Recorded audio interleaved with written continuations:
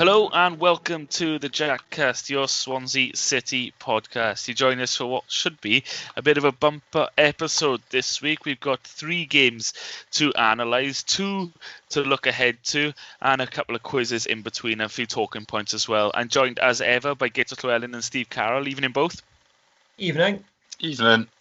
Yeah, a bit to catch up on, isn't it? We have to take it back a couple of weeks now to before the international break, and a game. Well, we previewed a couple of games, Brentford, Norwich, and we talked about these were the biggies, weren't they? These are the ones that really see where we're going to land this season, how good we really are. 2 teams we expect to be in the top 4 or 5 come the end of the season. Back to back, Gito. I mean, whilst we picked up 1 point off those 2 games, the matches themselves told a completely different story, didn't they? And I think we were unlucky not to get at least 3, possibly even more.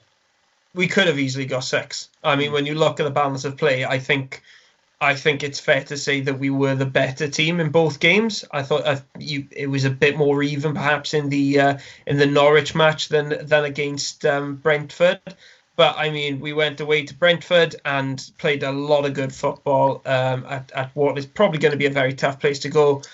Got a point, could have got more there, then went to Carroll Road and really went toe-to-toe with quite possibly the best team in the division. And I thought we were the better team. We definitely created the better opportunities, but it was one of those games which could have gone either way. We didn't take our opportunity. They scored a very good goal and they got the 3 points. But when you look at the performances and look beyond the results, I just think there was so much to be positive about those 2 games, and it just and even though, like you said, 1 point from a possible 6, doesn't look good on paper, I felt like we were still entering the international break on a high. We were only, Stephen. It's a weird one. It's the age-old question, isn't it? Results or entertainment, and I think it pretty much divides fans down the middle. You're one or the other, and for me, and I've said before, after relegation, I just want to enjoy football again. We got that under Potter, and it's starting to feel like, certainly post-lockdown, when we came back to the elongated season, it's starting to feel like Swans are enjoyable, or certainly getting to a level of enjoyable where you're not, bored out of your mind for 90 minutes. And yes, as Gito said, 1 point from those 2 games, but you came out to it with a little bit of that feeling in your stomach, which we haven't had too often over the last 5 or 6 years, where you felt a little bit gutted because you deserved more than you got, and so often our performances have left a lot to be desired. It's almost nice to have that sick feeling at the pit of your stomach again, isn't it? To say, do you know what? We deserve more than that. Yeah, it was frustrating, wasn't it? Particularly the Norwich game. I actually remember a similar game at Norwich the year we went up to the Premier League, where, again, we ended up losing late on. I think we lost 2-0 on that occasion. No, we'd had a penalty just before they scored in about the 85th minute or something, I think. And it was a similar sort of thing. I remember, even though we'd lost, thinking to myself, yeah, I'm annoyed we've lost, but also quite encouraged because I think we've played really well. And you feel like if that game was played about 10 times, we would win it more often than we'd lost. So you just felt like it was one of those days where it's gone against you, but you're still not too downhearted, more frustrated, I would say, that, because you feel a bit as if you're a bit hard done by, and as if the opposition have got a little bit lucky. So, I think, as we did say, really, with the 2 games, Brentford and Norwich, they would tell us a lot.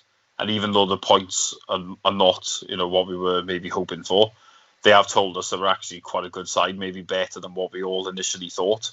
And there is plenty of reasons to be encouraged, because I think if we play in the way we did in those 2 games, in a lot of games, then we're going to pick up a lot of points. And so, yeah, as much as there was frustration, it was sort of good frustration rather than the frustration we've had in some games of being crap and thinking, well, where's the next win sort of going to come from, and is there anything behind us really that suggests we're going to do well as opposed to anything else?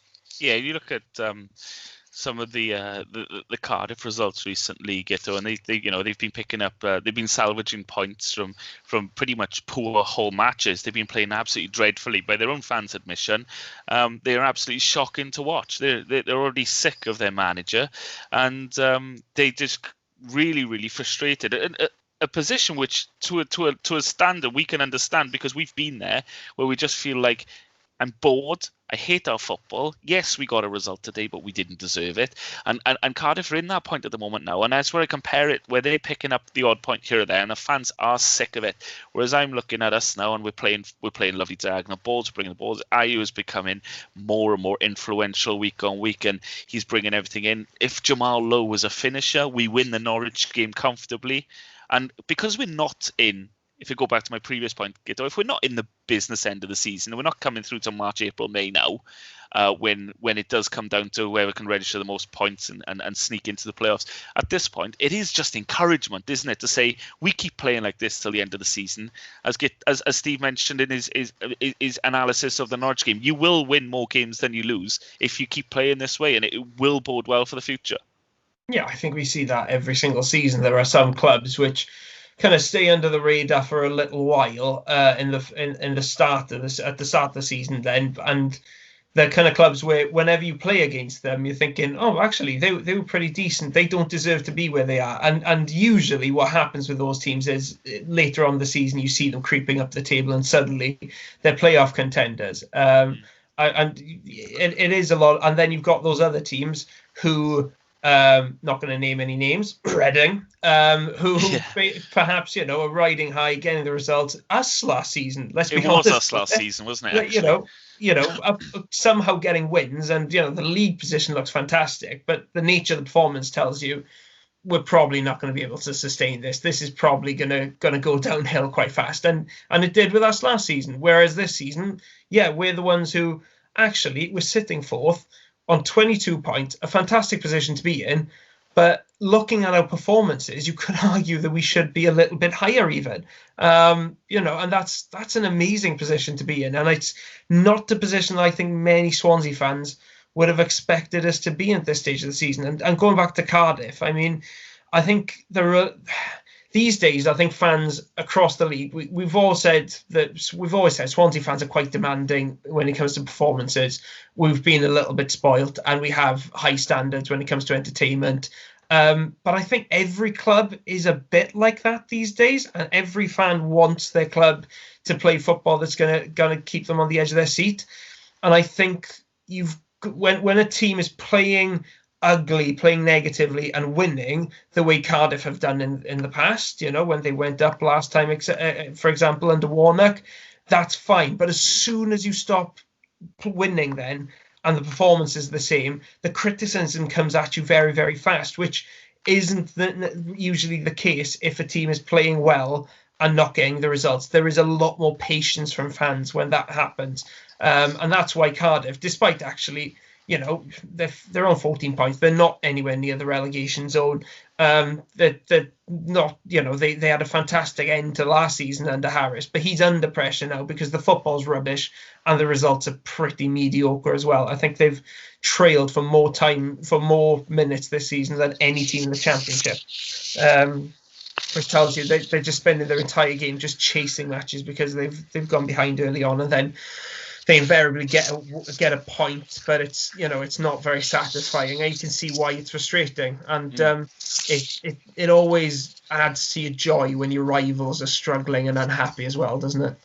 It does, and I think it just puts us into a sense of perspective, doesn't it, Steve? That you're seeing results come in, and maybe we draw a game and they draw a game, but the moods are completely different, are they, in the camps at the moment? And we've heavily criticised Cooper, and I think with justification in the past, because the football was turgid, boring, nothing going on, and you just felt for the middle section of last season you could have been anywhere else and enjoyed it more than a Swans match. But to be fair, since lockdown, it's been good, it's been entertaining, and you're enjoying the football when you're coming off a draw and a defeat and thinking, yeah, it takes me back to the times, and it's just high praise, and I'm not comparing the managerial capabilities at all, but in terms of the feeling, you got your Martinez, Rodgers, and almost Potter feelings where you're playing, you're not getting the result necessarily, but you're feeling that kind of like, carry on like this and we'll do well. And Cooper seems to have struck a little bit of a happy style there. Do you think we've got the legs potentially to see if we can get up there towards the end of the year? But you'd have to say it's looking good at the moment, isn't it? Obviously, we've only lost that one game. I think at the start of the season, the performances weren't necessarily brilliant. We did play well at Wickham, but I think they're quite a poor side at this level. But I think it's the last 4 or 5 games, really. Obviously, the 2 home games with Stoke and Blackburn, then those 2 away games. They did give us all probably a little bit more encouragement about the rest of the season, I would say. And as you say, I mean, it does always just feel a bit more optimistic when you're playing well, even if you're not getting the results, because you always feel like you're on the right track. Whereas when you're not playing well, I think it's a case of then if you don't get a result, you've just got nothing to fall back on. And I think that's why certain managers were going to come up against one on Wednesday night in Tony Pulis, and you often look at his football and you just think, if he doesn't get wins, then what is he doing? He's got nothing else. Well, do you remember the day we played his Middlesbrough team? The infamous day now, isn't it, of the rain or come or shine, I'm happy video. That's right. We beat them 3-0, didn't we? And they were absolutely horrendous. And you'd be thinking to yourself, like, if you supported Middlesbrough and you've come all the way down here and you're on just outside the playoffs, so we're a bit above us, and you're thinking, like, that was so bad. There was nothing about that. And in the end, he left, didn't he, in the summer? They were probably quite glad to see the back of him, their fan base. So, I think if you're not going to play in a nice style of football these days, you need to win games, don't you? You really do, yeah. Mm-hmm. Because I think people just will not put up with it like they used to. And like I say, I think a lot of fans, obviously, not everyone is an expert, should we say, but I think there's quite a lot of people out there now. You can watch so much football that people probably know more than they ever have in some ways. It's just difficult to pull the wool over people's eyes. Whereas maybe years ago, when we had to rely on the dreaded Soccer Sunday, shall we say, it was a lot more difficult to form opinions of games unless you went, whereas it's not so much now. So if you're trying to pull the wool over your eyes with stuff, not so easy. So I think if you're blaggers tend to get found out.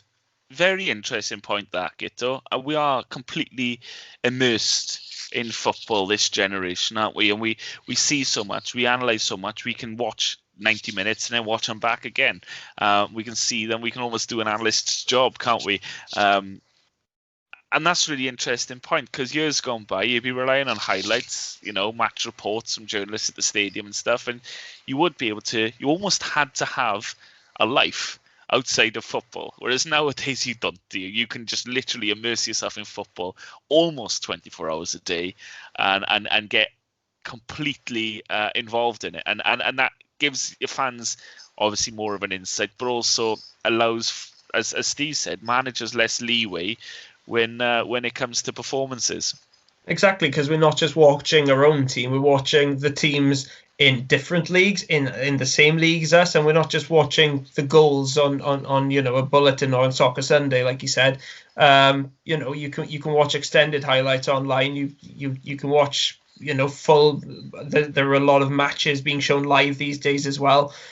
So over an entire season, you can get a good idea of what of how your opposition is doing and what kind of football they play and what their strengths and weaknesses are and how they compare to yours.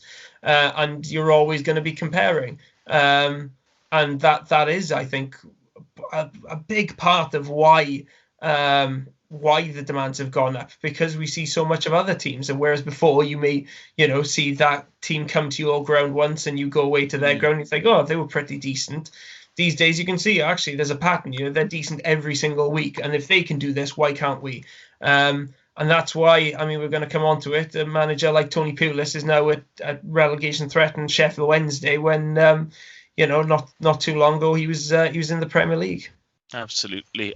In this massive weaving around the point, we talked about Brentford and Norwich. Let's talk a little bit more about the Rotherham game we just played post-international break.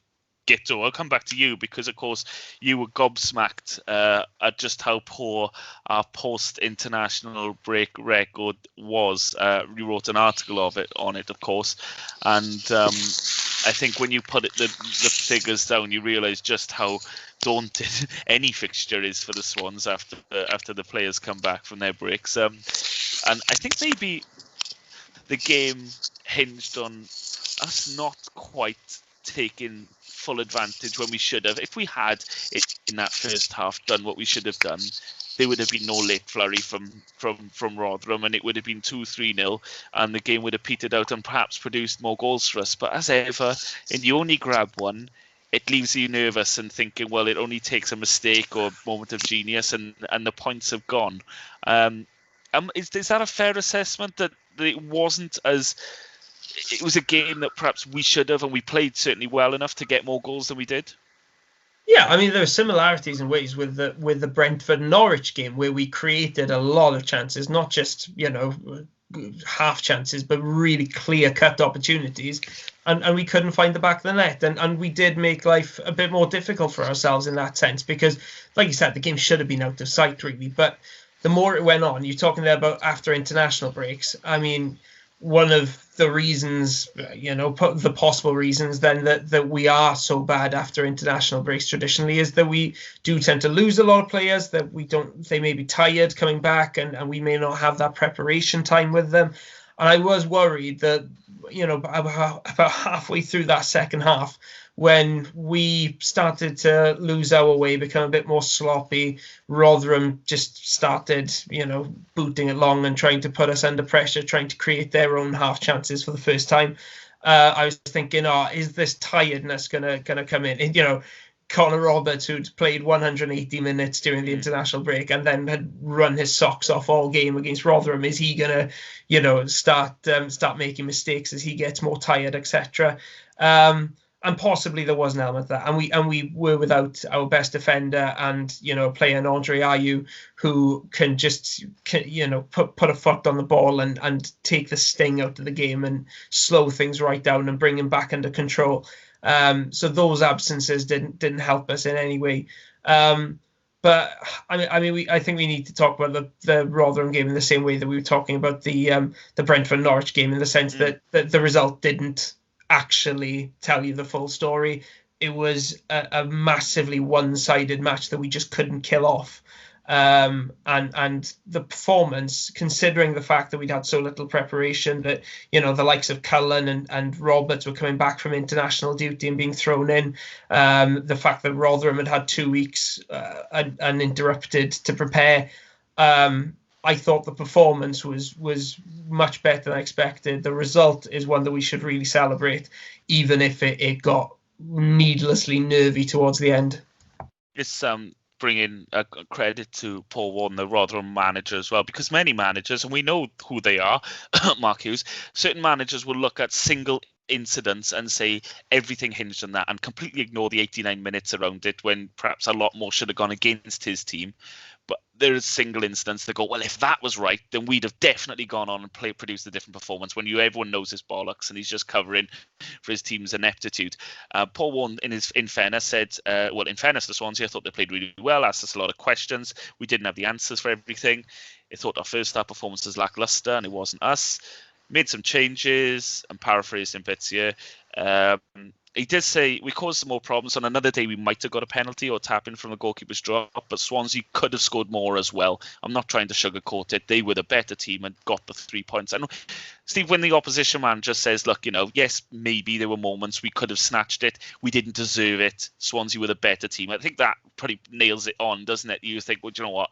There's no doubt then, if the opposition manager says the better team won, then you certainly did put in a performance worthy of the points. To be fair, Steve, when an opposition manager says, yes, maybe there were certain moments where things could have gone in for us, whatever, but on the whole, the opposition played better and they deserved to win. That's nailed on then, isn't it? That you've put in the sort of performance that fully warranted the points. Yeah, I think Paul Warren, in all fairness, is quite a rare one that doesn't look at it from so much of a biased point of view. I remember a couple of years back, I'm sure you both do, played Rotherham away, didn't we? And we were winning 1-0 late on. They had 2 soft penalties. One of them was Christopher Nohan's being a clown as usual, and the other one was for a soft handball. And I think afterwards he came out and admitted basically they got a bit lucky with the penalties and that we had been by far the better side. So I think he's quite a rare one, Paul Warren. And like I say, if he said that, you can't really argue with it, because there's not many managers out there, really, is there, that will come out and say that the opposition were the better side. I mean, I can't remember Cooper ever doing it, for example. He'd probably give you some spiel about non-negotiables or something like that. But Yeah, I think Paul Vaughan is quite a rare one, really, but it is quite refreshing because, I mean, as I said earlier, I mean, people are watching these games. I mean, you can't pull the wool over people's eyes, can you? And all it does is alienate people. I mean, if he came out and said that, they dug in well and they were unlucky not to get a point. I mean, you could argue maybe with the obviously there was one or two instances at the end where they could have actually fluked a bit of a point. But I mean, on the balance of play, though, it would be crazy to suggest that they deserved anything, really, I would say. It would have been a fluke if they had taken it, wouldn't it? I mean, they, like you said, they had the chances, could have had the penalty. Woodman got very lucky towards the end, dropping that ball right on his own line. But, I mean, it would have been robbery had they actually got anything out of that game. Yeah, it would have been. But at the same time, they did have those, they'll feel with those chances that they could have nicked it, wouldn't they, I suppose. But like you said, on balance of play-wise, they really didn't deserve anything. We've played in Norwich. Yes, we got some of the big hitters still to play. But for my money, Guto, there's absolutely nothing to fear in this league from what I've seen so far.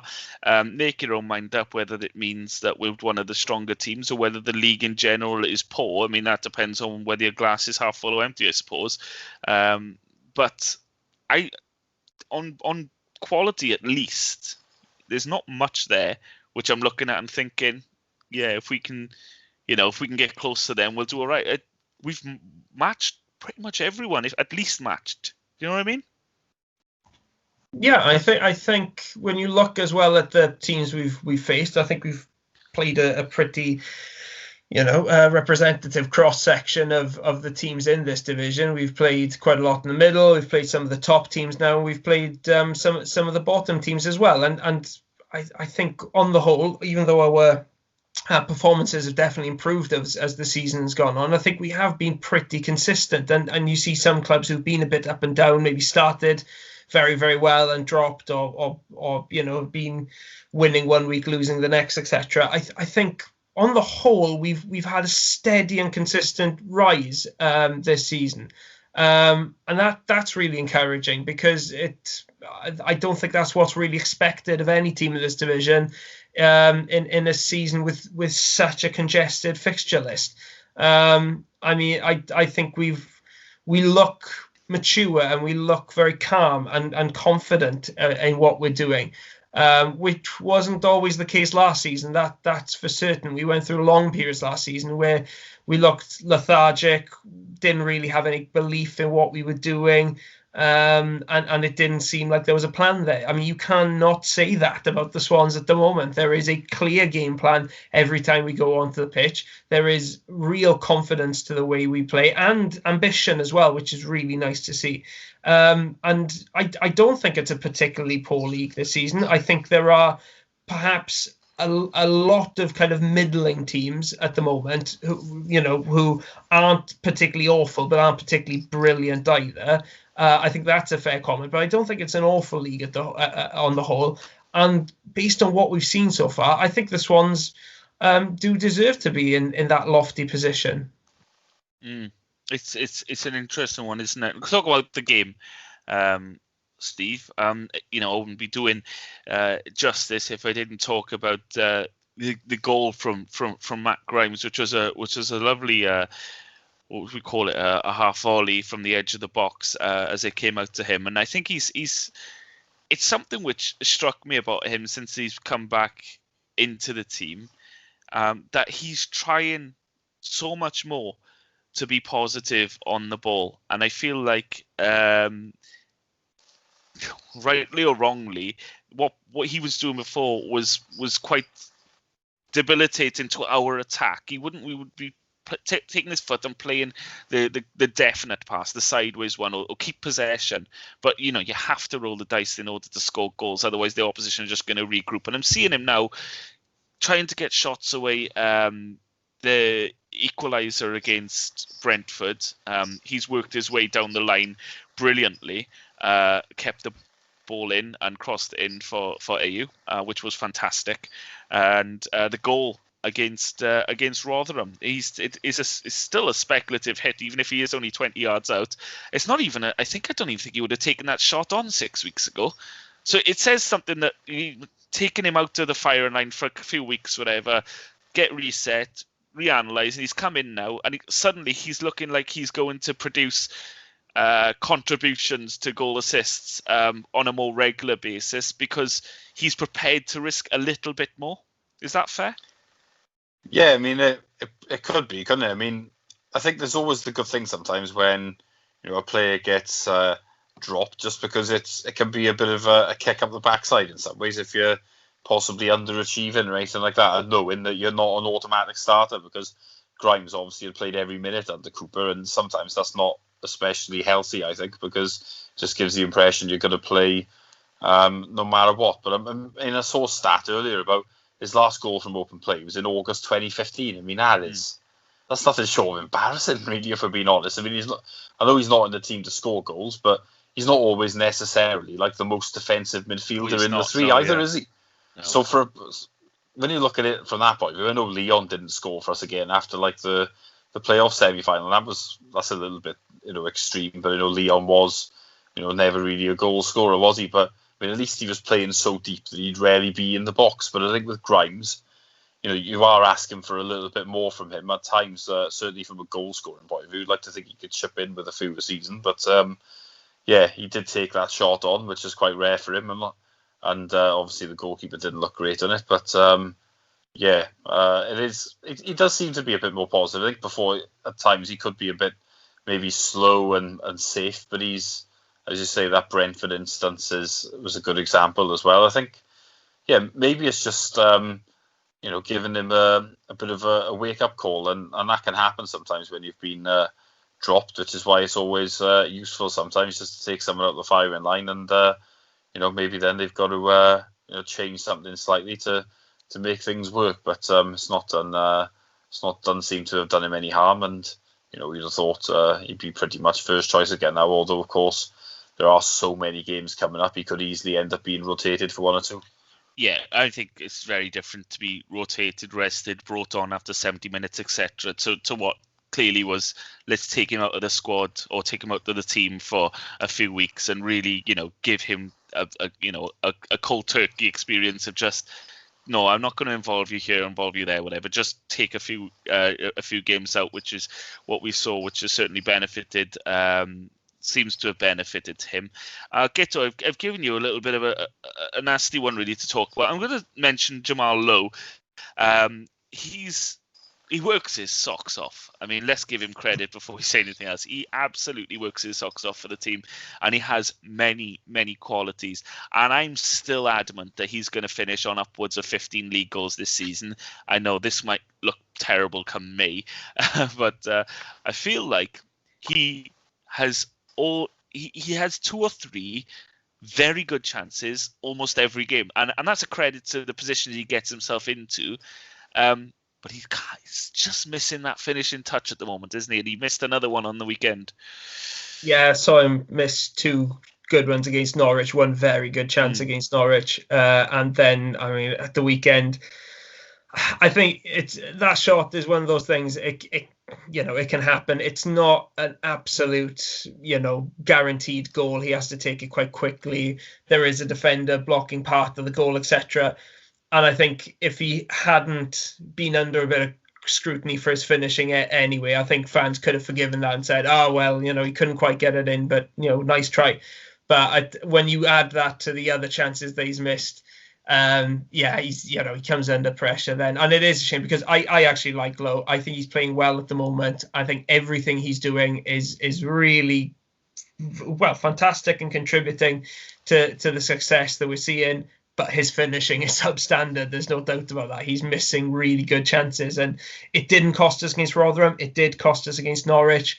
What you'd hope is that he gets one, and then that settles the nerves, and he's he starts putting them away. We saw against Bristol City that he knows his way to goal. He scored a very good goal against Bristol City, an effort which was much more complicated than any of the ones he's missed against Norwich and Rotherham. So he's got it in his locker. I don't think he's ever going to be a sort of prolific goal getter, just a poacher in the box. That's not his game. But we could definitely do with him. just netting a few more of these chances, especially on games like the weekends where Andre Ayew wasn't there, because he'll usually pitch in with the odd goal now and then. So there's a bit more pressure on Lowe when Ayew isn't in the team. But like I said, I think he's playing well. It is just that finishing touch that's missing. And what statisticians will tell you is that when a player is getting lots of chances, lot of good quality chances, but not putting them away, that's more positive. Yeah, it's much more positive than if they're not getting any chances at all. Or even some would say that that's more encouraging than a player who's on an unrealistic conversion rate and scoring 3 goals from 3 chances over a period of 4 games, because he's contributing more to the team. So I mean, I can't say with any confidence that 1 goal will make all the difference and he'll start scoring, but I'm hoping that's the case. It's certainly one there, and that's why I say he's going to finish on plus 15. Is even if he misses 80% of his chances, he'll still have enough chances over the course of the season to get those 15, because he's getting so many. He's creating so many. And he has already got 2 goals this season, so it's not as if we're still waiting for him to get his first goal. He has scored 2. It's just that, with the chances he's had, he could have had a few more, definitely. We were talking a little bit earlier on, comparing ourselves to Cardiff, Steve, and the fact that we struggle after international breaks because we simply produce so many internationals, particularly for Wales. And we saw again, as mentioned earlier on, we producing an absolute plethora of players for Wales. Connor Roberts played 180 minutes, as already been mentioned. There were jokes in the media about how he just keeps going and going and going, and 180 minutes over 4 days won't bother him. He'll be back in the lineup for the Swans. He was, and once again, he doesn't stop running, does he? And he's just got an engine that'll go on forever. Yeah, to be fair to Roberts, I mean, even when he hasn't been playing well previously, I mean, he'll never stop running, will he? And you always get the feeling that even after a full 90 minutes, that he's got plenty more in the tank to go again, really. And we've seen that from him a lot this season, and I think he has been playing well. He's definitely been one of our better players, really. So we saw more of it again than we on the weekend. So, I'm sure he'll be raring to go for the next couple of games, and there'll be no sign of him being taken out of the 11 for a rest or anything like that. Yeah, absolutely. Let's talk about the last couple of minutes before we wrap this up, Guto. It was a penalty, wasn't it? Do you think? Handball for you? I think on balance, yeah, probably. First time I saw it, I thought it was definitely handball. Saw the replay, wasn't quite sure, but I think now it does look like he's leaning into it, and it hits probably around his elbow. So yeah, I think we got away with one there, probably.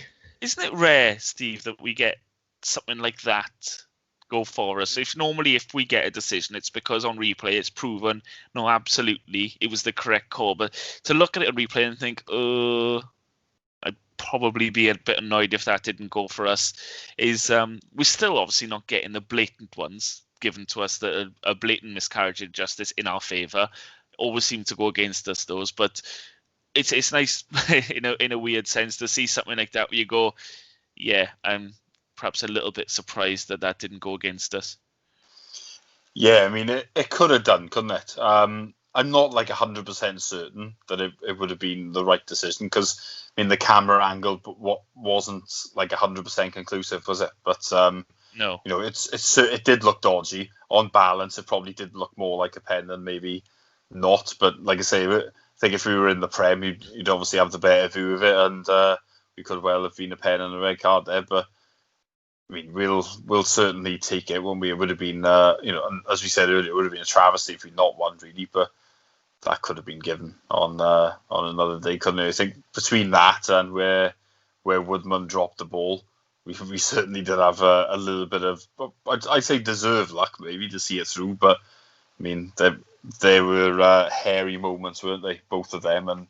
But as you say, it's nice to sort of see us get maybe a decision go for us, because when you look at the Bristol City away penalty, especially, you just think, that's robbed us of 2 points, really, and it's never a penalty ever. Absolutely. Right, well, that being done, is obviously got picked up 4 points then for the 3 games, and on the whole, very happy with the performances. So we're going to wrap up that side of it for now and move on to the middle section of the podcast, which, as we've been doing recently this season, is the quiz section. I'm going to prefix this, Steve, because we've had a bit of drama and controversy lately that this is according to the web. I'm not going to claim to be a statistician that's got these numbers myself. They're online. We have to trust the internet. And if Guto wins, Guto wins. Sorry, Steve. That's just sod's law. Apologies in advance if you get screwed over this week. There's some, debate over whether or not you should have won one a couple of weeks ago. Guto, I think you won fair and square, didn't you, mate? But yeah, obviously, who's questioning it?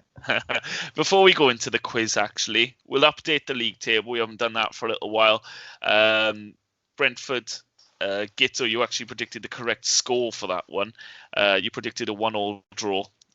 For that game, so you get the 3 points for that. Me and Steve went for wins. He went for Brentford, I went for Swans, so no points there. Norwich, you two predicted 1-1 draws. I predicted 2-1 wins, so no points for anyone there as we lost 1-0. Rotherham, Steve, you predicted the correct score, which was a 1-0 Swans win. I predicted a 2-0 Swans win, which gets me 1 point. Guto, you thought we'd get the post-international curse. So nothing for you.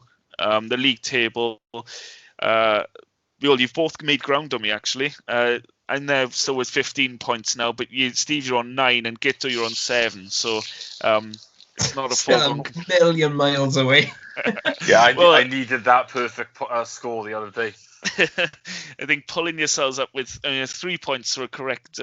A completely correct prediction. It doesn't take much to eat up that ground. So we'll see how that Guto, me and you have got less points than Cardiff right now. That's not great, is it? Jesus Christ, we need up our game. Don't worry. Just tweet incessantly about them, being unbiased from your head of sport position, and we'll say no more. Anyway, let's move on to the quiz. And as ever, for those listening for the first time, there's 5 questions. They always end with a who am I, which is worth more points than the rest, but Steve and Guto just have to shout out their name when they know the answer. It's what did I say? 2 points for a correct answer, was it? No, 1 point for a correct answer, and I pass it over for a bonus point.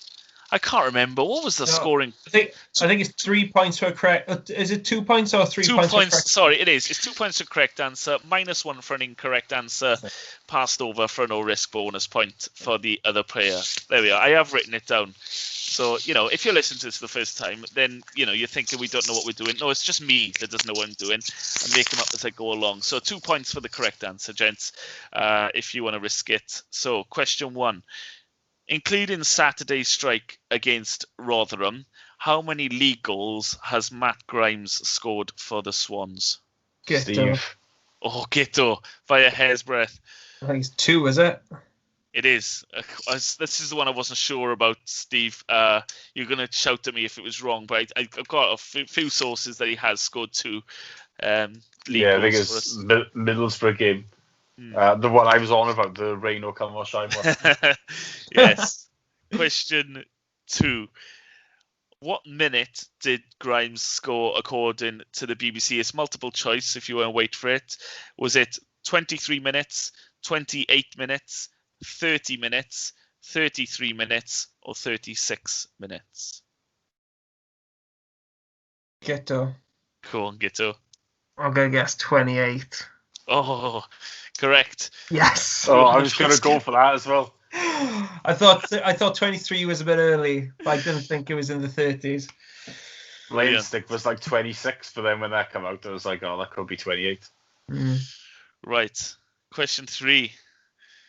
How many minutes did Liam Cullen get on his full league debut? Again, multiple choice. Was it 60 minutes, 66 minutes, 73 minutes, 80 minutes, or 88 minutes? Steve. Yeah. I'm not 100% certain on this. I've got 2 in mind. I'm going to say 66. I'll pass it over for a bonus point. I thought that may have been a bit early. What was one of the ones in the 70? 73, 80, or 88 were over that. I'll go for 73. Correct. So Steve -1, Guto 1 for that. Question 4. Name the 3 subs we brought on the weekend.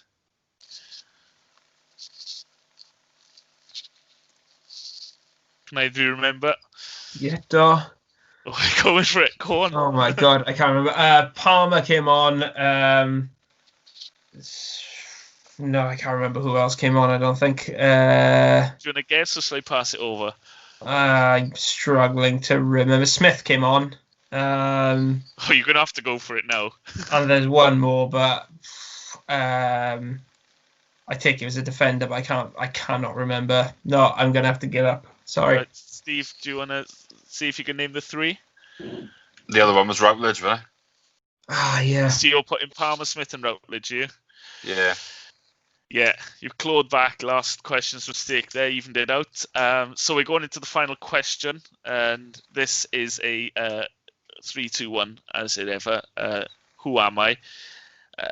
I played for the Swans in the 2003-2004 season, scoring one memorable goal.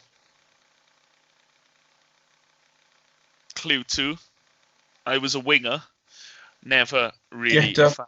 Yeah. Adrian Forbes? No. Oh. Steve, do you want to jump in here, or do you want to wait for the next clue? Oh, I think I know. I was never really a fan's favourite. It's got to be Jonathan Coulter, isn't it? No. Oh, no, of Are you course it's both not. in for this last one then? I'll check the last clue over for 1 point. My goal was FA Cup. Steve. Goal. Yeah. Kieran Durkin. It was Kieran Durkin, yeah. Yeah, well, I'll give you. It was 1 point on the board. I'll tally them up now. I think, Guto, you may have just done enough. Surely he's beaten me. Right. Yeah, he has. He has won this round. Guto, I don't think there's any controversy this week either. Actual uncontroversial win. Oh my god! Incredible. I didn't think you ever thought you'd get one of those, did you? No, never, ever. This is the ultimate upset. This one. This is Hereford beating Newcastle in the FA Cup stuff. This is. I wouldn't go that far. No, this feels like when Oxford beat us in the FA Cup, and you couldn't even say that it was a giant killing because they deserved to win. Was Steve's performance that bad, really? He had a John Joe Shelby, didn't he? But in all fairness, I think for the first question, it was literally like split second. Yeah. And I did have the right answer for that. And like the Liam Cullen sub. Yeah. Like I would have said I knew it was 66 or 73. The problem is, I was getting a pint in the pub, so I didn't actually see Liam Cullen go off. So I didn't have a specific number, unfortunately. This is the problem. Go to the pub for the game, and obviously I've lost, so maybe I need to stay at home. Well, however you win them, Guto, it's 3-2 now to Steve on the season. So it's very close, very close. Couldn't be closer. So we'll see how that pans out now as the weeks go on. Next up is Battle Jack. Whose unpopular opinion is it? I haven't prepped either. Have either of you got an unpopular opinion? Yeah, you got one, Steve? Yeah, I've got one. Fab. There we are. I didn't even prep before this podcast for unpopular opinion, but we'll go for Battle Jack's first. And for those listening for the first time, this is a statement I'll read out where one simply has to argue for it and the other against it. Not necessarily their own opinion, almost certainly not in many cases, but they have to argue for it against it anyway, depending on how the coin toss goes. This week's statement, I have written it down, is only fans who went to 10 plus away games last season should be allowed in when limited fans are allowed back in stadiums. So, Steve, heads or tails? Tails. It's heads. So, Guto, would you like to argue for that statement or against it? Say the statement again, just so I know exactly what I'm going to. You screwed yourself over last time, didn't you? You went for the one you didn't actually want. Only fans who went to 10 plus away games last season should be allowed in when limited fans are allowed back, or certainly should be allowed in first when a limited fans are allowed back. I will definitely argue for that.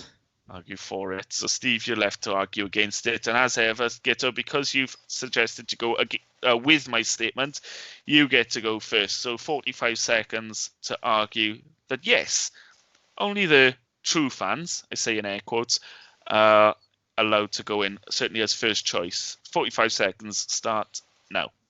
Well, obviously, we're going to be starting off with lowered capacity as we re-enter football. So you have to decide some way, and there is no better way to decide it than this. Away fans are the most loyal. They are the ones that travel the country, spend the most money watching the team.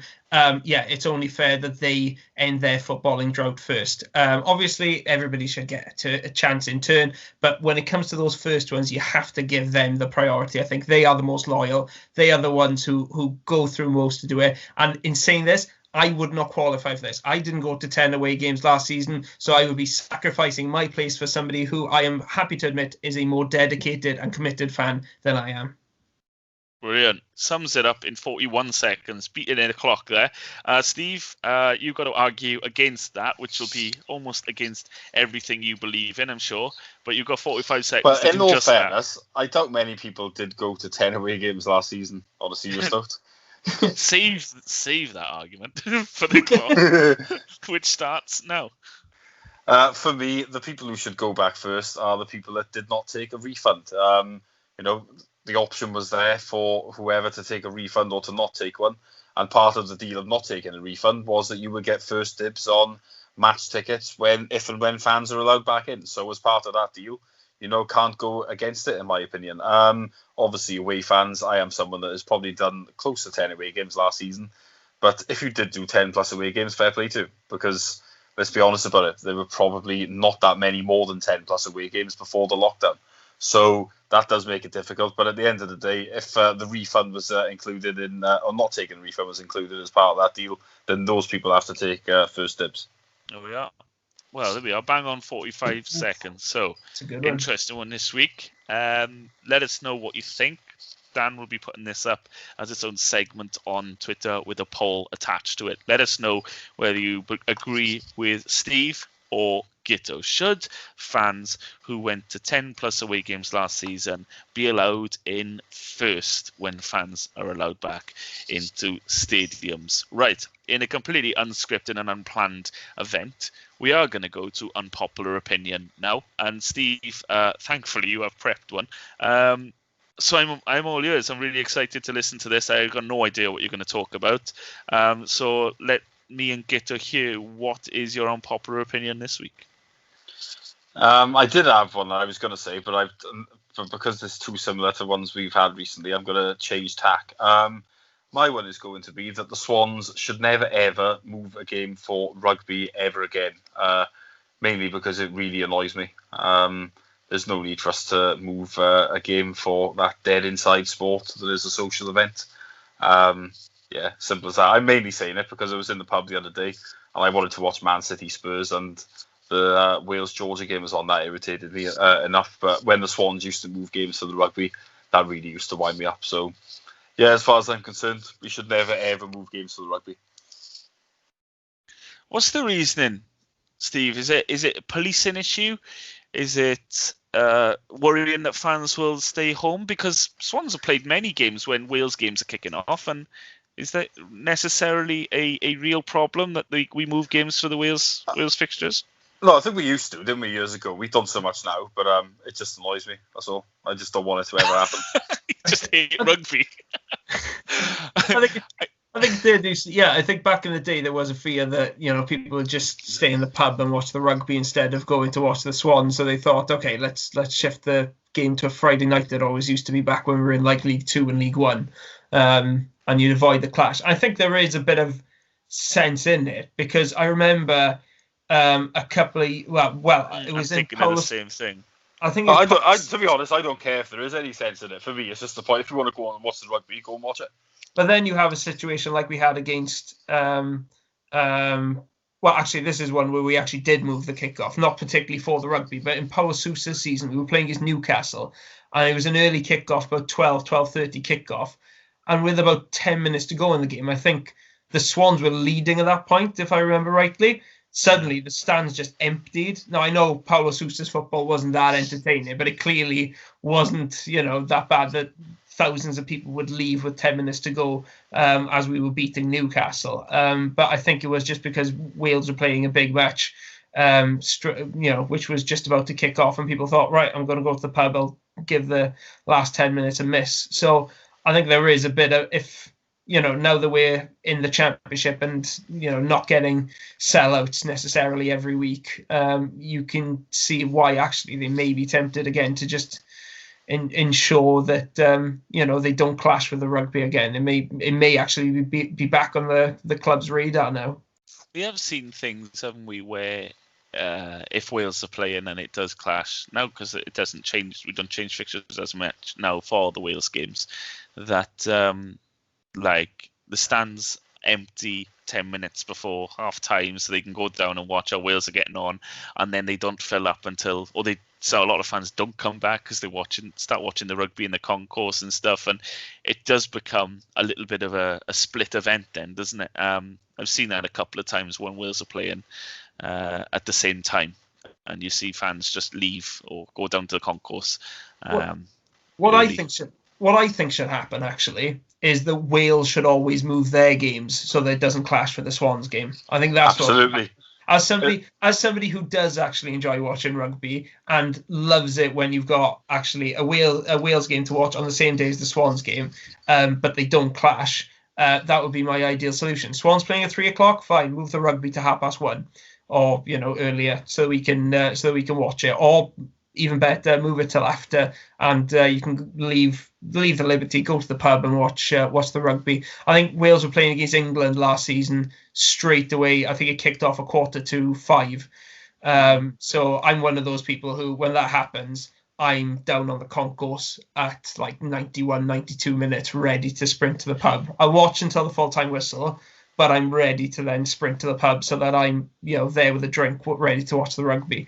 So that would be my suggestion. But what I don't understand, sorry for jumping in there, Git, what I don't understand is why they would want to clash with these heavily attended fixtures, your club games which draw in 15, 18, 20,000 fans, and not just one club. This is all the clubs. I'm not just talking about Welsh rugby, they're talking about English rugby as well, and all the clubs around the country that are affected by fans who like both sports, but they're a club team first and then they watch the international day. They're affecting the viewership, they're affecting the entertainment or the availability, and why you'd want to have that clash, like almost, I know it's the same sport, but when you used to take FA Cup weekend and you used to have that as its own event, so everyone could watch it. It wasn't clashed in with other things and you could watch this or that. It was, this is what's on.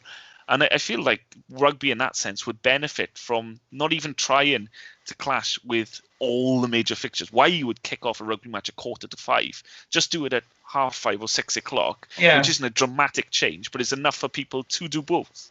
Yeah, I've never understood why they shifted it to 4:45.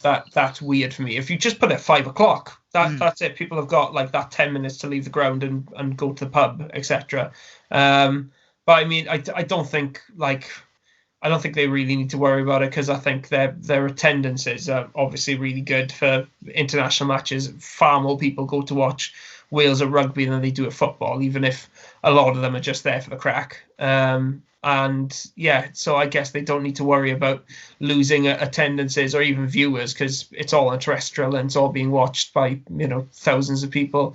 So I don't think it really affects it that much that a couple of thousand people are at the Liberty watching the Swans or Cardiff City Stadium watching Cardiff. But yeah, from purely selfish point of view, I'd actually appreciate it if they didn't clash, but just for totally different reasons to Steve, so that I could actually watch the match, well, both matches on the same day.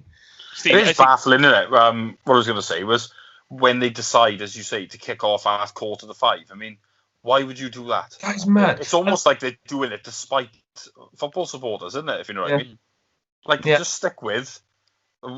It's, in football, obviously, it's an unwritten rule that 3:00 is the time that pretty much everyone kicks off, unless it's moved for TV. Whereas in the rugby, it doesn't seem like I know historically there was the standard 2:30 kick-off time, which, if that's the case, I think it's fair enough. But if you're going to have an evening kick-off, then surely you can just like shift it to just after the football. I mean, it makes sense for everybody, doesn't it?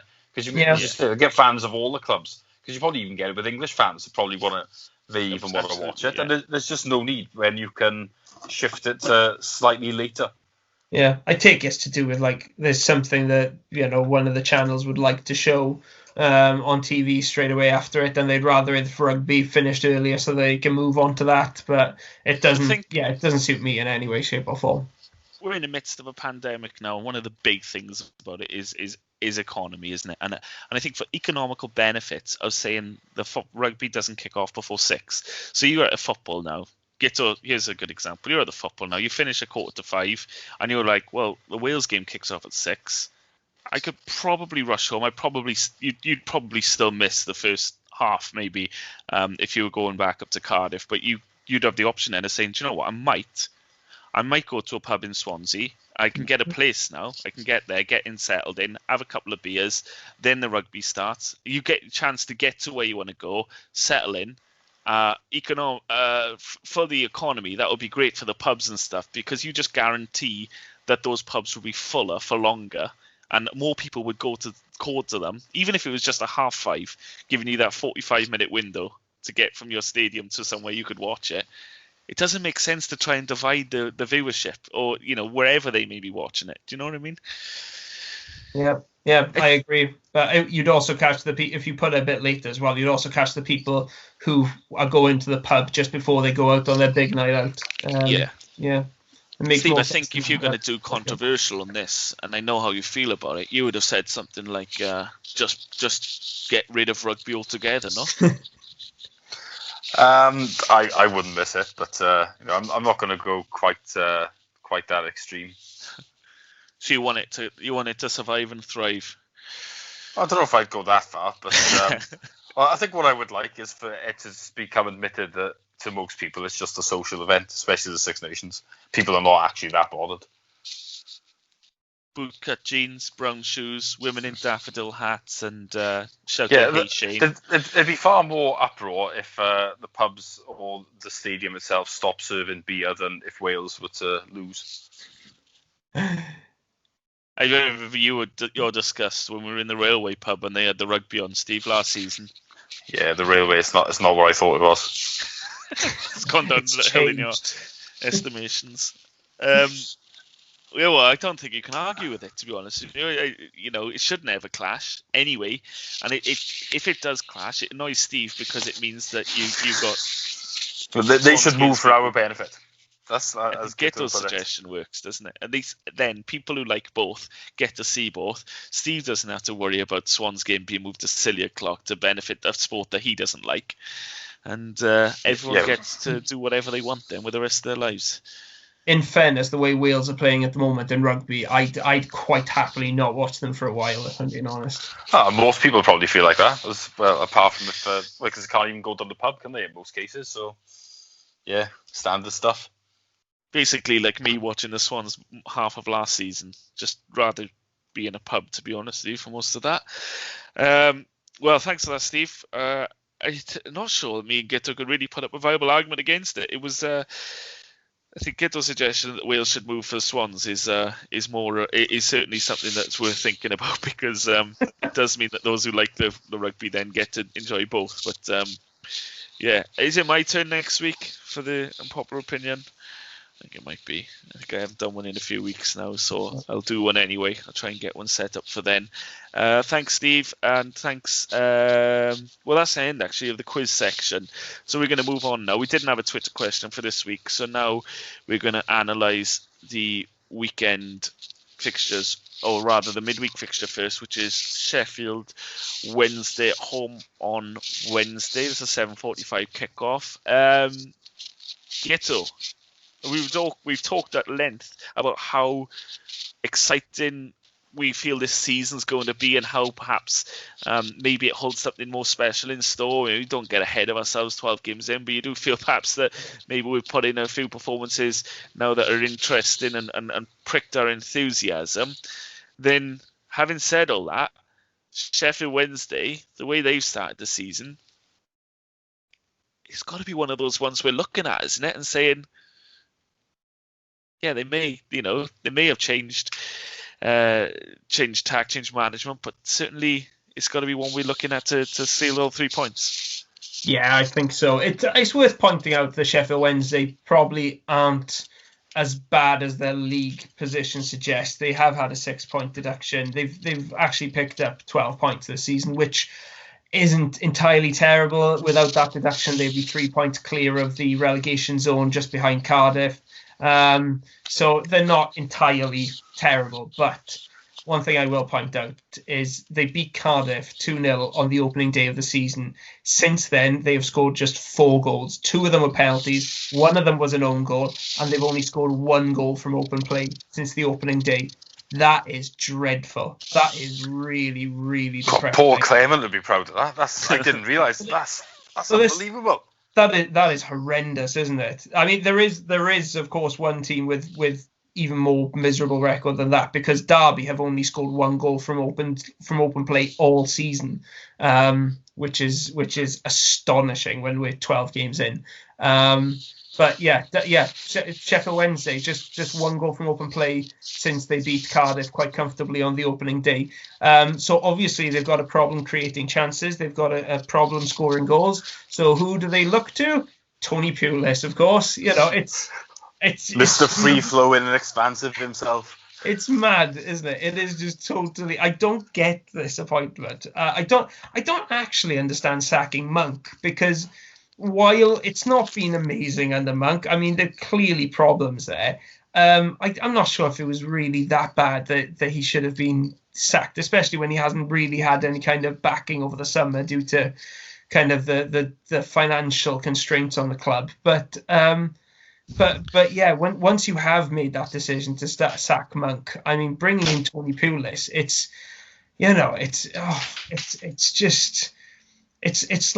like switching from kind of 40% vodka to absinthe that's 80%. It's supercharging the kind of anti-football. I just don't get going for somebody like Pulis in Sheffield Wednesday's position. I really don't, and it's not going to make the defence any less solid, but I'm not sure if it's really going to improve them up front, and it definitely won't make them a better team to watch, that's for certain. Yeah, it's not looking good for Gary Monk, is it, Steve? I mean, it's a few jobs now. He's been sacked from the last 3 or 4. He's not really ended any of his jobs on particularly good terms. Maybe he struggled to get a job at this sort of level now. Will he perhaps have to look to reinvent himself at a different level, maybe a different league structure? Yeah, it's a funny one for Monk, because the thing is, if you look at his managerial career now as well, obviously he's had a lot of jobs, but has he done lasting good work anywhere? I mean, here obviously the 8th place finish, but then it went badly. Leeds was decent, and he decided to leave there himself, didn't he, rather than he was sacked.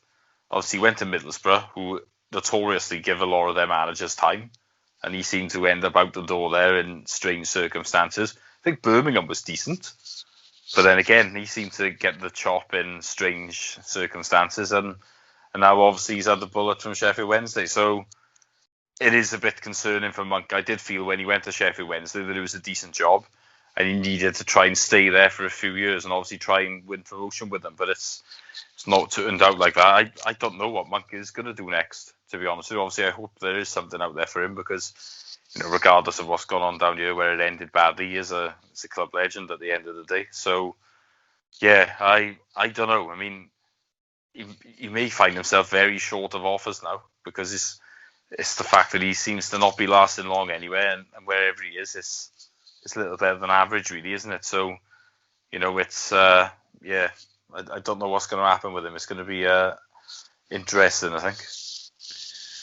Yeah, Guto, for you, is one that call back to what you were saying earlier about the Pulis type, where you said, if they don't get the results, they've got nothing else to offer. And it was something I felt a little bit about Gary Monk's reign here, is that he did get us that fantastic place finish, but there was always that spectre in the background, wasn't it, that said, we're winning these games, and we're delighted we're winning them. We're in the Premier League at the end of the day, but we absolutely need to keep winning them, because the beautiful football we've seen previously will be evaporated in front of our eyes. And inevitably, as soon as the results stop coming in, then he had very little else to fall back on. Yeah, I need to walk one of my comments back, because I said like it was anti-football with Monk, and yeah, I think his football in the Championship isn't always the prettiest, but actually with us, I often think fans kind of don't give Monk. They kind of play down I guess the right way to say it is they say it's uglier than it actually was, his football under us, because actually, while there was much more focus on the defensive side of things and kind of grinding out more results than we had done previously, there were some good performances in there as well, where we played a lot of good football, I think. And I've always said one of the best Swans performances I've ever seen, the 2-2 away at Chelsea, came under Monk. Some of the best football we'd ever played, and there were many other good performances as well, which were really lovely to watch under Monk, as well as being impressive results. So yeah, I actually think with Monk under us, he probably played better football than a lot of fans now would give him credit for. But of course, when things did turn bad, the football was very bad, and it was totally dysfunctional. And so, that patience then just wasn't there, because you couldn't see any positives. As soon as the results turned bad, the football turned really awful, and he was always on limited time. But as Steve said, it is surprising to me the way Monk's career has gone, considering where he was with us, because it was a fantastic achievement to finish 8th in the Premier League. I was surprised when he went to Leeds in the first place, and I've been surprised with every move he's made since then, apart from Middlesbrough, which ironically turned out awfully for him. But he seems to enjoy going to clubs where there's something going wrong behind the scenes. And in those kind of situations, you'd expect him maybe to get a bit more patience, because things aren't ideal, and he's going in there in difficult circumstances. Usually managers get a bit more of an opportunity to prove themselves in those circumstances, but he has left early at every single club he's been at for one reason or another. And it is strange really the way his career has gone, and I think now is probably the time for him to take a bit of an extended break from the Championship at least. And if he doesn't drop down division, then maybe look abroad or something like that, because he's had several clubs now where sometimes he's achieved good league finishes. He did that at Birmingham, but it's just ended on a sour note, and this seems to be a developing pattern with Monk now. Well, I was just about to say, if you take note of it, it's not necessarily that he's getting sacked. It's the controversy around quite a few of his sackings, isn't there, where he, there's been question marks over what's gone on there. Middlesbrough, I remember in particular. But it's an interesting thing, isn't it? Let's get back to Sheffield Wednesday anyway. They've moved on now. They have got Tony Pulis in charge, and if nothing else, he'll obviously look to add some sort of stability there, or shore them up in some regard. But Steve, they will have a threat of sorts. They started very, very poorly, but we see this about a lot of teams over history, and we get hit with the sucker punches. Is there anyone in particular you would say keep him quiet and we'll be okay? I don't think there's anyone standout wise. Plus, the fact is with Sheffield Wednesday, I mean, if they're with the goal record that Guto was just said, I mean, we really shouldn't be fearing them, should we? I mean, they have got an ex-Cardiff player in Callum Patterson. I would always slightly concern you maybe, but when they've scored 4 goals in 11 games or whatever it is, then, we should be backing ourselves to at least keep a clean sheet, shouldn't we? So we should be thinking far more about what we're going to do to them than what they might be able to do to us. Yeah, and positive news, Guto, on potentially having AU back for selection. Hopefully he'll be fit, and I'm not sure if he's included in that as well. If he is, even better. But it's certainly, getting our players back into the squad and stuff, and fielding as close to a strongest 11 as we can for as long as we can. And I think that this season is going to be all about using your players carefully, isn't it? And making sure that you don't get any long-term injuries, because it's all so cramped up at the moment that look at Morgan Gibbs-White. He's out for a few months, but he's missing like half the season pretty much, with the ridiculous congestion. Yeah, and that's why I'd be, I'd hope that the club would look at the injuries and say if there is any kind of doubt, then leave them out. I think that the team we've got available is good enough to get a result away at Sheffield Wednesday, albeit it won't be easy. They're still a tough, they're a tough team to score against. There's only, I think they've got the best defence in the bottom half of the table, if I remember rightly. So, but still, I would say if it's not essential to have Ayew and Gay fit for this game. If they're not 100% fit, or if we're not totally confident that they've overcome their injuries, keep them and make sure that they're fit for the upcoming matches. But if they are fit, they're ready to go, then obviously that will be a massive boost. I mean, I think we missed Ayew certainly in the final stages of last week's game against Rotherham, just in terms of his control of the game and his kind of his maturity, I guess, in seeing a game out, and Gay as well. There were times in that match where I thought, I'd feel much safer parking the bus if we had Gay there, because he does the work of two men. Really, he is that good. So if they are available, then obviously I'll be feeling a lot more confident that we can get a win there. Yeah, interesting to take it back to Rotherham, Steve, but certainly felt that way. I think it was picked up on commentary as well, wasn't it? 5 minutes to go, however long left after 85 minutes on the clock anyway. But we were struggling when we had to get out of our box, get out of our half, and so on. The way the game had gone, it was almost inevitable we were going to be hanging on because we couldn't get that second goal. But we did miss an outlet, didn't we? Lowe wasn't keeping the ball up there. It was bouncing off him, and it did feel at that point then that, yes, as Guto said, if we had Ayew, he would be jumping up for this header, feel a little nudge, go down, win a free kick on the halfway line, pressure off. We'll take a minute to take that free kick, and then the game's dynamic has changed. Because we couldn't win a free kick, because we couldn't get the pressure off, it kept coming back and back. So he is a really important player for us, isn't he? Yeah, he is, undoubtedly. And obviously we want him back as soon as possible. But at the same time, I mean, he has had a hell of a lot of football. We do need to be careful with him. I think, regardless of the situation now, I wouldn't start him on Wednesday night. I would keep him on the bench, and then if we need him, maybe to give us 20 minutes, then we'll look to do that. And if we're winning comfortably, I would just leave him, because I think it would be good for him to have some sort of a break, I would say, because he has played so much football. I mean, you look at it, I don't think we've subbed him in any game, for example. So, we do need to be careful with him. We don't want to be without him for a prolonged spell, really. But as you say, I mean, he is so important. He's just clever, isn't he, with those type of things, and obviously you always fancy him to pop up with a goal. So yeah, let's hope he is back soon, because when he's in the side, we're a better side for sure. Yeah, definitely. We'll get to, how do you see this one going? I hope that we can, get a win there. We've been pretty good against the weaker sides so far this season. It's only Coventry where we've really, failed to turn up, I would say, against, the relegation, the sides you expect to be battling relegation. So hopefully we can turn up. I don't really see much of a threat there up front for Wednesday, as we've said. And with our defence, we should be able to keep them quiet, expect a lot of long balls and stuff. But I think we are pretty good at dealing with those. And then it's just a matter of, can we break them down? And the way we've been creating chances recently, I mean, I've got no doubt that we'll cause them problems. It's just whether we can find that finishing touch and put it in the back of the net.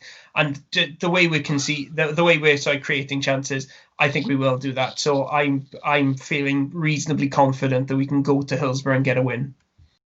I need a score. I'm going to go for a 2-0 Swans win.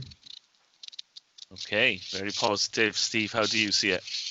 I'm going to say the exact same thing, 2-0. But you do know it's not a Hillsborough get. It was a good job fans are banned. They won't want to go all the way up there. Jesus Christ. No, it's at home. Yeah, I'm definitely going 2-0 then. Right. Okay. I'm going to go for... Oh, God, this is a scoreline I've gone for most of the season. Do I go with... I'm going to go with 1-0 then, Swans. And go... It's a dreaded thing because we've all gone for Swans wins.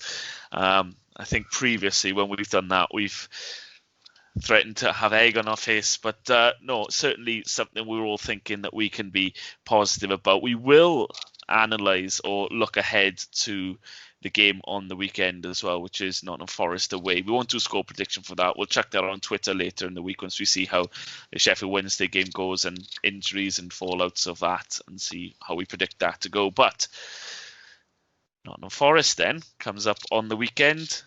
Different prospect, Guto, but again, a team struggling very much so at the start of the season. And essentially where Sheffield Wednesday would be if they didn't have the points deduction. So it's away, but I don't really know what away and home is anymore with this. Does it really mean anything? Up until a couple of weeks ago, we had a better away form than a home form, but now we won 3 on the bounce. It's all up in the air, isn't it? But Nottingham Forest, a weird one since the end of last season. The massive capitulation, not really recovered from it. No, and whenever anybody talks about Nottingham Forest, I still think about that night against Reading where, the miracle happened and we turned things around. But that result was the culmination of weeks of bottling it, really. They totally imploded. And unsurprisingly, it carried on into the start of this season. I remember at the start of this season, we asked a Twitter question, who were the teams Swans fans thought would go up this season?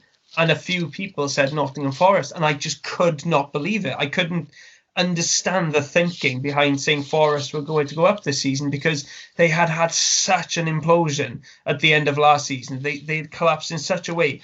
I couldn't see them recovering easily from it. And they didn't. They lost their first 4 games of the season, and Sabri Lamouchi was given his marching orders because he'd clearly just lost it there. He'd lost the plot entirely. Chris Hughton came in, and I guess when you look at the results since then, you can say, yeah, those are kind of Chris Hughton type results. He got a scrappy 1-0 win against Blackburn to kind of get them their first point of the season. He's had 3 1-all draws since then, 2 defeats and two narrow wins against teams in Coventry and Wickham, who admittedly are towards the bottom end of the table. But it's not exactly inspiring, and I don't think it ever will be under Chris Hughton. No matter who he's managing, it's always going to be pretty bland, pretty just not very interesting, even when they're doing well. I think he started kind of getting them back on the straight and narrow, but I just feel there's still a lot of work to do at that club to overcome the massive disappointment they had at the end of last season, where they built themselves up to such an extent only to throw everything away. No surprise when Lamouchi got sacked, Steve, given the way they'd gone, and we just talked about Chris Hughton. But from a Swans perspective, when you look at we had the Brentford Norwich game, and we were talking about, see where we are at those games. Then we have international break, and then you've got the 3 fixtures after it: Rotherham, Sheffield Wednesday, Nottingham Forest, 19th, 23rd, 20th, as we talk now. I mean, it's a dream in a sense, isn't it? It's 3 teams that are struggling. It's 3 teams that haven't had a particularly good run of results lately, and it's a potential there for 9 out of 9. Yeah, I mean, you'd think so, wouldn't you? I mean, it's definitely an opportunity. We can't deny that. I mean, I'm certainly looking at the 2 home games with the Rotherham one the other day and the upcoming one with Sheffield Wednesday, and thinking if we don't get 6 points, you'll feel a little bit disappointed by it. The Forest one may be slightly different, although their position in the league is bad.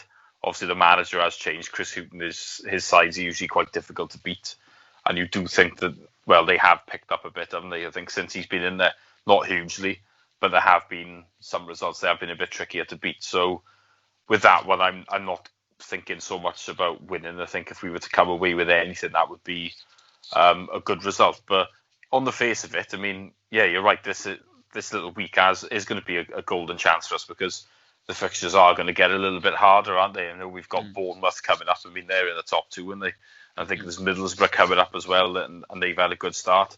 We've got Cardiff, obviously a derby game. Although their position in the table isn't great, they're always difficult games, and you'd expect them to be. So, yeah, I mean, this week is definitely a decent opportunity with us, but I think the best mantle as ever is probably to take it one game at a time. So hopefully we can win against Sheffield Wednesday, and then we'll see where we're at. I think if we were to win that one and then we end up with a point at Forest, I think that would be a very good week, really. Even though we could get greedy and say we'd like 9 points, I think no one's going to be too disappointed with 7, are they? No, I don't think I can even say I'd be disappointed with that. And I've been predicting wins all season. Right. Look, it's time to wrap up this podcast, but look at the league table. There's 3 points separating first from 7th. It's so tight at the top at the moment. And it really is anyone's. And some of the teams you'd expect to be up there are when you've got Norwich's and Bournemouths. We're obviously up there, which is a nice thing. Reading, who were flying high early doors, have lost 4 on the bounce. But we did say earlier on, Guto, didn't we, that it was something that we saw in ourselves from last season. They were just winning games, not necessarily outplaying teams, but just scoring with every opportunity they were getting, which, as we saw as well after the start of last season, once that stops, it can stop somewhat dramatically. And Reading is certainly feeling the pinch of that at the moment.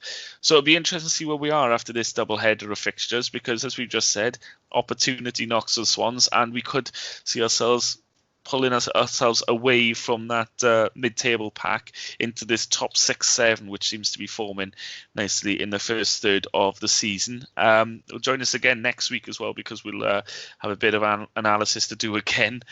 More quizzes, more games, of course, and see where the Swans line up for them. We will be putting, as I said, on Twitter, a score prediction for the Forest game. We'll catch up with that at the end of the week after we've had the Sheffield Wednesday game.